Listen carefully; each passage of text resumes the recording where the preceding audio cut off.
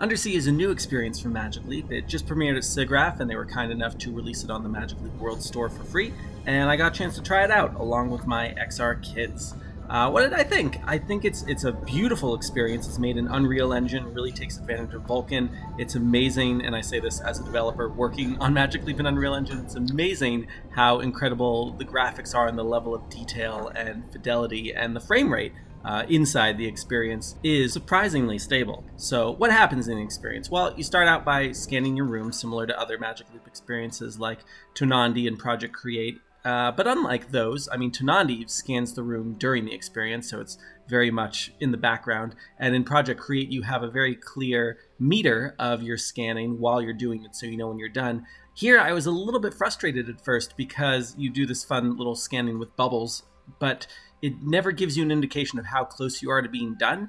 And so I started trying to do this in my office, which I guess was too tiny because, 600 seconds later, I still hadn't managed to get the experience to start. And I tried to go outside because I wanted to try to do it out in the grass or on my garage door. Neither of those ever resulted in anything. So I finally found like a medium room where after scanning, in that case, for about 90 seconds, it was finally like, okay, this works. And then you're presented with choices. Based on where you scanned, you'll be given a series of options of where to place your undersea portal. And at first I was like, oh, this is cool. I can, populate my entire house with these, but you can only pick one. And I understand that, just in terms of not overloading the Magic Leap and making it explode. So you select one and then you choose one of 3 different undersea environments, which really got me thinking, I'm not sure why so much scanning was required. You really just need a flat wall, and some stuff happens with the floor too, so a wall and a floor. The scanning process should, in theory, be much quicker. But then once you select your environment, there's this beautiful dissolve that happens as this portal opens up in your wall, and you can see into the ocean, and it's gorgeous, and it seems to be different every single time. The fish come out of the wall and into your environment. I couldn't tell, though, if I could actually interact with anything. I tried waving my hand around some bubbles and fish, and it didn't seem to matter, except for this one interaction with this clownfish, little Finding Nemo guy, that really did feel like I was having an influence on it. And it was to that point where my body was kind of creating these sensations in my hand, where it felt like the fish was, nibbling on it or something like that, which can happen if something has that level of fidelity. It could have been totally a coincidence, but still worth mentioning. But yeah, just so gorgeous. And as you could get closer to some of these elements, and that focal plane switches from like the far focal plane to the near one, and you can see the detail of everything, it's really very lovely. I do really resent that Magic Leap clipping plane because, as soon as you want to get close enough something to really admire the detail, it clips. And there's a cool opportunity there to actually take advantage of that clipping plane to see more than you're supposed to before the experience tells you to stop doing that. And, as long as I'm critiquing the Magic Leap device as a whole, God, it's such a bummer trying to record these videos and trying to show it to people where you're lacking the spatial qualities in a recorded video of what it's actually like to be in here, but also for a really intense experience like this, the frame rate in the recording is pretty bad. And I feel like by this point, Magic Leap should have some kind of option for a recording focused mode where the CPU and the GPU and everything is prioritizing the recording and maybe lets the personal viewer experience suffer, which, as long as that's my intention and I want good recording first and foremost, I can deal for a couple of minutes with a lower frame rate on my end. Back to the experience itself, there are a couple ways I think this could have been improved, one of which is definitely getting in hand occlusion, which just came out. It could very well be added because that adds a lot to presence. But then also that tracking, the reason Tonani works so well is because you really do feel like you're interacting with that randomized environment and to some effect changing it as you interact with it. So something like that here would be great. Even if it's just wave your hand and the bubbles move around or the fish try to get out of the way, that would be delightful. And this is a beautiful representation of a reef, but of course this isn't real, and I can't help but think about looking at this, how the IRL versions of reefs across the world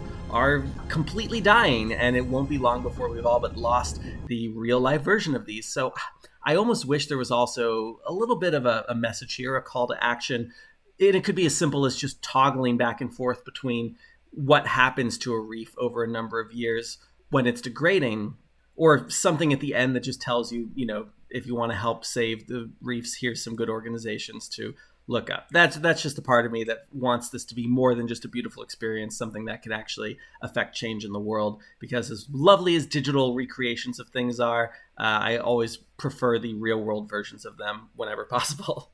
And lastly, as some of you may know, with Logan Smith, I have a thing called XR Dad now. We also have a new subreddit called XR Kids. Check that out. So I'm always giving my kids experiences like this to see how they react.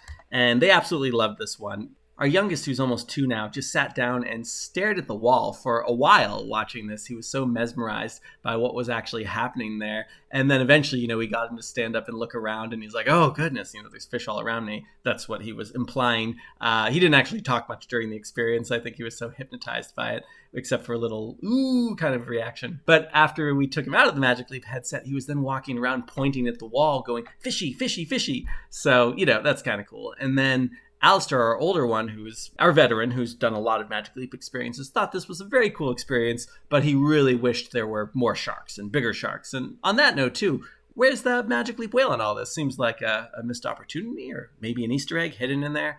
Anyway, I'll let Alistair speak for himself a little bit. Here he is.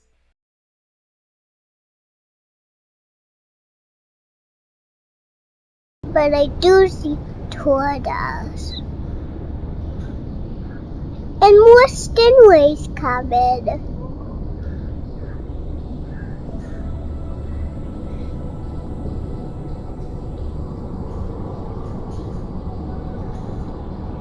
Whoa. Mysterious creatures. Lots of fishies. Lots of fishies, Papa. What are they doing? They're swimming around. Very cool. Papa, see if you can find a shark. So in summary, this is just a really beautiful ambient environment. I could sit here and just relax, read a book if, the device didn't get so hot, which really makes me look forward to the processing power that will come with, say, Magic Leap 3 and that generation of AR-enabled devices, where you could have your whole office environment set up in AR and just allow this to be ambiently around you. That'll be really cool. So I'm looking forward to that, and think experiences like this are a great example of where we could be going with that. I'd love to have my office in a nice undersea environment where every so often I can look up and a fish is swimming by my head. Or if I just need to relax the same way someone looks out the window into a beautiful landscape, I get this gorgeous look at a coral reef. This is Alex Coulomb. Thanks so much for watching. Have a good day.